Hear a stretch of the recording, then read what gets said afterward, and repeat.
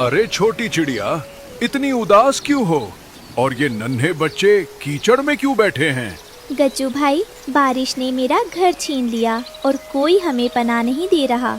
चिंता मत करो, मैं तुम्हें एक ऐसा घर बनाकर दूंगा जिसे कोई तूफान नहीं हिला पाएगा। चलो मेरे साथ नदी किनारे, वहाँ बहुत मजबूत लकड़ियाँ हैं। सच में गज्जू भाई?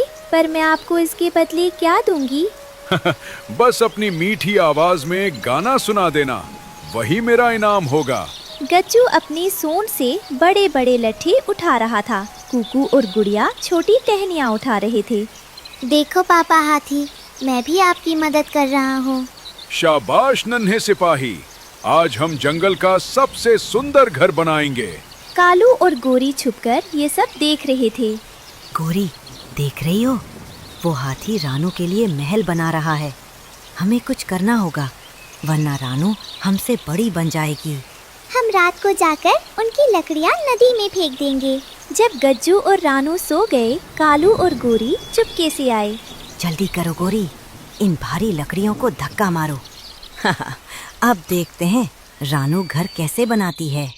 सुबह रानू और गज्जू देखते हैं कि लकड़ियाँ गायब हैं। रानू रोने लगती है। ओ नहीं, लकड़ियाँ कहाँ गई? क्या तूफान उन्हें ले गया? नहीं रानू, ये तूफान नहीं, किसी लालची कौवे का काम है। देखो, जमीन पर कालू के पंख गिरे हैं।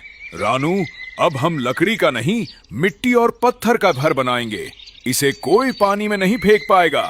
गज्जू मिट्टी गूंद रहा था और रानू उसमें छोटे पत्थर जोड़ रही थी। 3 दिन की मेहनत के बाद एक छोटा पर बहुत मजबूत मिट्टी का घर तैयार हो गया। उसकी छत पर सुंदर फूल खिले थे।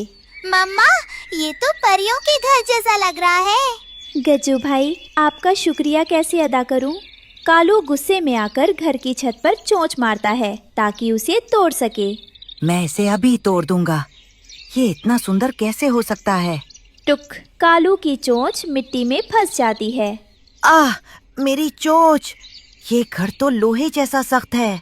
गज्जू हाथी आ जाता है और कालू को हवा में अपनी सूंड से उठा लेता है। कालू, दूसरों का घर उजाड़ने वाले को कभी सुख नहीं मिलता। क्या मैं तुम्हें नदी में फेंक दूं? नहीं नहीं गज्जू भाई, मुझे माफ कर दो। रानू बहन, मुझे बचा लो।